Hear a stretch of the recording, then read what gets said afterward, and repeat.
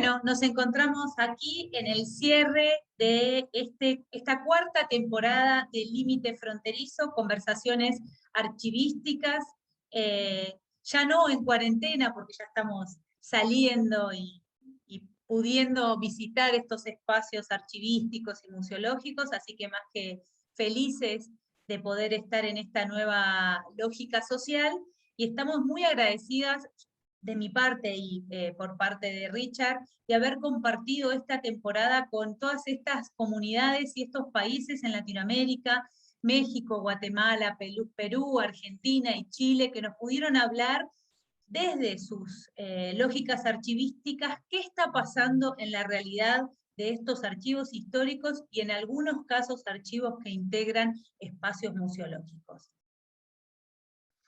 Querida Virginia, agradecerte como siempre esta oportunidad de poder trabajar de manera colaborativa. Ya llevamos una cuarta temporada, que esto partió en un contexto muy difícil y complejo como fue la pandemia, en la que todavía estamos viviendo, y como bien dices tú, ya están saliendo de las cuarentenas, que esto fue como una idea propia de trabajar desde el encierro. Y en todos estos procesos de apertura que han ido sucediendo y también de apertura de nuestros espacios, pero hemos seguido insistiendo con mostrar y contactarnos con nuestros colegas de distintos países del mundo y también de distintas labores que hemos ido tratando de visibilizar, que son tan importantes para el mundo de los museos, de las bibliotecas y los archivos patrimoniales finalmente, y que hemos podido reunir a través de estas temporadas que hemos hecho con mucho cariño y mucho trabajo colaborativo, como han sido Límites Fronterizos. Queríamos también, voy a mencionar a las personas que nos colaboraron en esta temporada, que son especialistas del mundo de la archivística, la archivología, a Rocío Candeltey de Argentina, a Pilar Díaz de Chile, a Chile Sanabria de Perú, a María José Bani de Argentina, a Claudio Gas de Chile, a Adriana Mendizábal de Guatemala, a Gustavo Villanueva de México, a Eliseo Gabriel Queijo de Uruguay y Estela Infante de Uruguay. Les agradecemos enormemente que nos hayan acompañado en esta temporada. Bueno, Richard, y ahora me toca a mí hacerte una pregunta, por supuesto, que tiene que ver con las mismas preguntas que le fuimos haciendo a las y los especialistas en archivo, que fueron contestando desde sus distintas realidades qué sucede en el mundo de los archivos y esa vinculación que existe con la historia, con las comunidades y específicamente con los museos. Y te pregunto a vos entonces, Richard, ¿de qué manera crees que los archivos debieran estar disponibles a la comunidad? Y si considerás que actualmente esto está sucediendo, o por lo menos en los archivos históricos. Ya, te voy a responder muy desde mi propia reflexión y desde la experiencia que llevo en estos años trabajando en los espacios museales y también archivísticos. Yo creo que, bueno, lo hemos conversado en otras instancias también, en este caso específico de los archivos, y pensando también en nuestro repositorio, en el caso de los museos, siempre estamos al debe, ¿no? En este intento permanente de querer aperturar los espacios, de que querer que nuestras colecciones, y en este caso los fondos, que serían los archivos patrimoniales o históricos, estuviesen disponibles de manera permanente hacia la comunidad. Eso es algo que todavía es complejo en relación a los procesos técnicos. Muchas veces está esa necesidad o inquietud de poder tener ese material o esa información a disposición, pero no está hecho el trabajo formal de, incluso en muchos casos, hasta los inventarios, porque estamos también trabajando en temas de educación, de exposiciones, y además tenemos estos repositorios donde cuentan la historia de esos propios acervos, y en muchos casos también de las donaciones, de cómo fueron llegando las distintas materialidades y colecciones a nuestros espacios. Entonces hay un tema ahí que me parece interesante vincular desde la investigación, pero también desde el estudio y el estudio relacionado con esa investigación. O sea, de poder aperturar estos repositorios no solamente al mundo académico, sino que también al mundo estudiantil. Nosotros, lo digo ahí de una manera muy humilde porque estamos haciendo el esfuerzo e intentándolo a través de nuestro programa de pasantía y de prácticas profesionales del Museo de Química y Farmacia, cómo hacer que el mundo estudiantil se vincule con esa información y se interese en querer investigar. Es algo que seguimos trabajando, seguimos afinando para poder hacerlo de mejor manera, pero en ningún caso de que esa información esté guardada simplemente. A veces pasa que en estos procesos técnicos y también en las obras de conservación se logra que el material esté en buenas condiciones, pero finalmente queda guardado.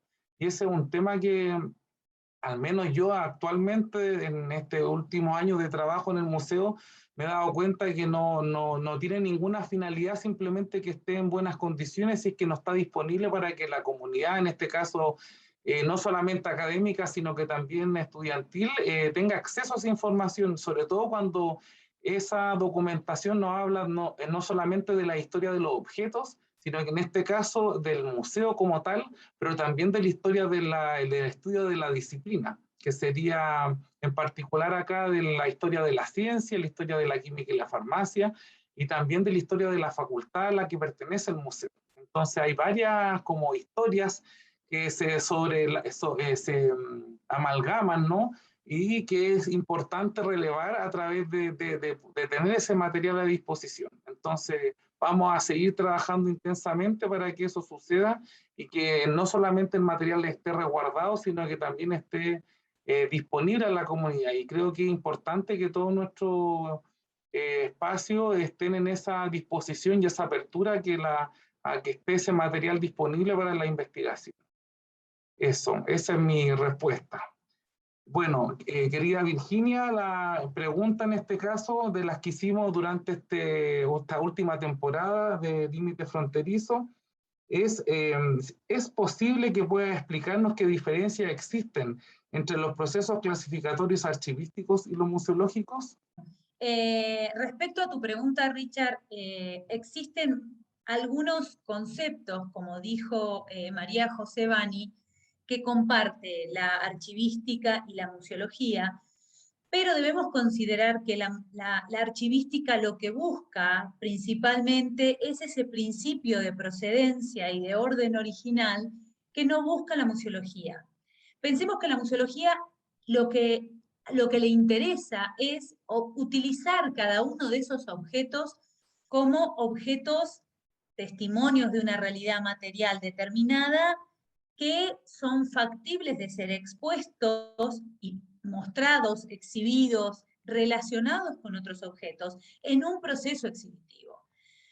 Entonces, al primar ese objetivo principalmente frente a otros, deja y relega lo que son los principios de procedencia y de orden original. Y en la clasificación, creo que la museología pierde mucho del valor que la archivística busca y rescata de esos documentos. Principalmente yo creo que esta diferencia se debe a que, por lo menos en Argentina, la carrera de museología o las carreras que se dictan de museología no tienen dentro de su currícula ni bibliotecología ni archivística. Entonces, los principios archivísticos no se interpretan correctamente. Y ese es el problema, ¿no? Se crea a estos objetos como objetos musealizados, musealizables, es decir, posibles de ser exhibidos, pero no de ser analizados tan profundamente como lo hace la archivística. Si bien en varias de estas temporadas hemos hablado de la importancia de la museología y el trabajo interdisciplinario que realiza, pierde bastante en el proceso clasificatorio, pierde bastante información, y eso es lo bueno de tener archivistas trabajando. Pongo, por ejemplo, el Museo Histórico Sarmiento.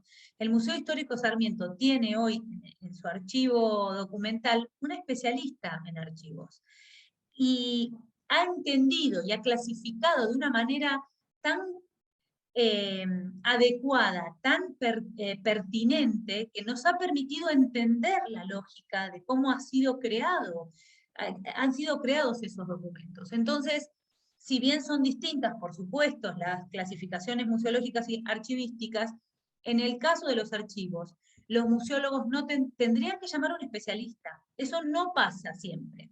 Y acá me remito a lo que estuvo hablando en una de sus charlas, bueno, dentro de las charlas y preguntas que hicimos a distintos especialistas, la de Claudio Bogás. Él dio un panorama muy interesante sobre la realidad de Chile, que en muchos casos se puede comparar con Argentina, ¿no es cierto? ¿Qué está sucediendo en Chile? Los archivistas en Chile son muy pocos. De hecho, la colega de Guatemala también habló un poco respecto de que son muy pocos los archivistas que existen en Guatemala. Ella era la número 27, ¿no? Estamos hablando de una cantidad muy exigua en la realidad de los archivos de cada país. La verdad que el avance que se puede dar en cada uno de estos países es muy lento, y esto está pasando en Argentina, por lo menos en el Museo Sarmiento. Tenemos 2 personas en el archivo, y un archivo de más de 15.400 documentos. No nos va a dar la vida, por lo menos no estas gestiones, para poder organizar ese archivo. Así que, y se han organizado con criterios museológicos desde los 80 hasta hoy, en el caso específico del Museo Sarmiento. Igualmente, el Ministerio de Cultura de la Nación está haciendo un fuerte trabajo en el sentido archivístico. La verdad que es muy loable. Estos últimos años se ha trabajado muchísimo en ese sentido, y se está logrando poner en valor esos archivos. No puedo hablar de todas las realidades, ni provinciales, ni de ciudad, porque no las conozco desde adentro como conozco el ámbito de los museos nacionales, pero sé que se está mejorando. Igualmente, el mundo archivístico es muy también, igual que en Chile, igual que en Guatemala, igual que en Perú.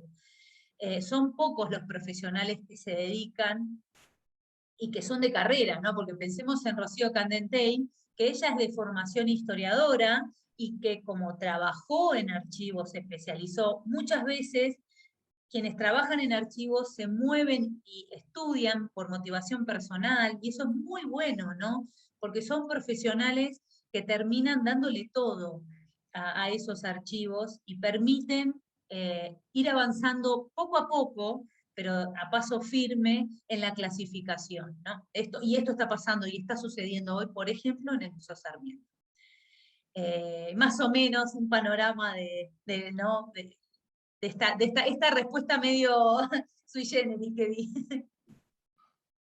Bueno, esperamos que todo este esfuerzo haya servido para seguirnos acompañando en este contexto tan complejo que hemos vivido en nuestros espacios, sobre todo en cultura. Cultura ha sido uno de los lugares, por decirlo de algún modo, más complejo en este contexto de pandemia. Nuestra intención no ha sido otra que seguir visibilizando a los especialistas que trabajan en nuestros espacios, también acompañarnos en este contexto tan rudo en algunos casos, de tanto dolor también y pérdida, pero que hemos hecho este esfuerzo colaborativo para poder acompañarnos y también para poder mostrar lo complejo que son los espacios museales, la gran variedad de especialistas que requieren, y no simplemente o sea, de la estructura, las distintas labores, los estudios, los que se requieren, y poder sensibilizar con eso también a las comunidades que nos están acompañando y que nos siguen en nuestras redes sociales. Sí, Richard, es muy cierto lo que decís, y específicamente en esta 4ª temporada que estuvimos trabajando con colegas dedicados a la archivística. Son archivística, la bibliotecología, la restauración, son trabajos de retaguardia en los museos, y hay que revalorizarlos. Y creo que estas jornadas de divulgación y de reflexión que hacemos tanto del Museo de Química y Farmacia de Chile como el Museo Histórico Sarmiento de Argentina, la idea es valorizar el trabajo que día a día llevan los museos, que llevan los profesionales y los colegas, y quienes le ponen el pecho y que le han puesto el pecho a esta pandemia, que han trabajado muchísimo, y que muchas veces, sobre todo estos 2 años, ¿no? Que atravesamos una pandemia y que eso nos obligó a virtualizarnos, pudimos mostrar muchísimo de ese trabajo, ¿no? Ese trabajo tras bambalinas, de las personas que le dan muchísimo amor, como decía yo recién en una de estas preguntas, el proceso clasificatorio que se está llevando en el archivo Sarmiento, en el Museo Sarmiento, por ejemplo, es muy lento, pero sin embargo las chicas trabajan, tanto Carolina, que es la responsable del archivo, Carolina Schmidt, como Ingrid Briedge, que son quienes están en ese archivo, le ponen mucho amor a su trabajo, y eso no se ve, no se ve el día y las horas que le dedican a leer esos archivos, a entender las lógicas en las que cómo se conformaron esos acervos. Entonces, no solo ella, digo, esto tiene que ver con los profesionales y quienes trabajan dentro de estas instituciones que tienen muchísimo valor, y para eso estamos acá, para demostrar que sin estas personas, estas instituciones no avanzan, ¿verdad? Sí, de todas maneras, voy a citar como una conversación, voy a pecar de infidente, una conversación que tuve con un amigo fotógrafo, Diego Argote, que él lo decía desde el arte, yo también lo pienso desde el mundo de los museos y del patrimonio. Conversábamos el otro día y me decía, el arte está en constante en cuarentena. Entonces yo le decía, hoy en realidad los museos también, o sea, esto que estamos viviendo como sociedad, nosotros lo hemos vivido de manera permanente. Entonces, en el fondo, creo que el título, a propósito de este programa, ha sido una metáfora también de lo que han vivido muchos de estos espacios, de estar estas conversaciones en cuarentena, y que esperemos salgamos no solamente de la cuarentena de la pandemia, sino de la cuarentena en la que muchas veces han estado nuestros espacios. Así que eso, agradecerte, Virginia, todo el trabajo de todos estos 2 años ya de colaboración entre nuestros dos museos, y no solamente nuestro, de nuestra amistad que nos une desde hace tantos años, sino que también que hemos involucrado a nuestro espacio y a nuestro equipo de trabajo. También quiero hacer un reconocimiento especial a Iván Oyarzún, gestor cultural que trabaja conmigo, que se ha dedicado a hacer toda la edición estos 2 años de los videos. Nos ha colaborado mucho, y también a Paola Morales, que es nuestra diseñadora gráfica, que también ha trabajado también esto, como dices tú, estas labores que son tan silenciosas, pero tan importantes para poder mostrar esto que queremos, este ímpetu que tenemos de poder visibilizar. Se tiene que hacer con muchas colaboraciones para que salga un trabajo delicado y que se pueda presentar de buena manera a la comunidad.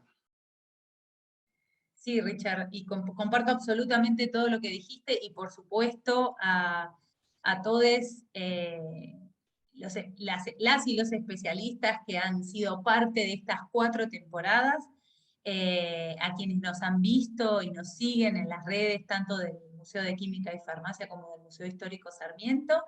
Les damos un fuerte abrazo y esperamos vernos entonces en la 5ª temporada el año próximo. Un gran abrazo a todas y a todos. Un saludo afectuoso a todos los que nos siguen, y nos seguiremos acompañando.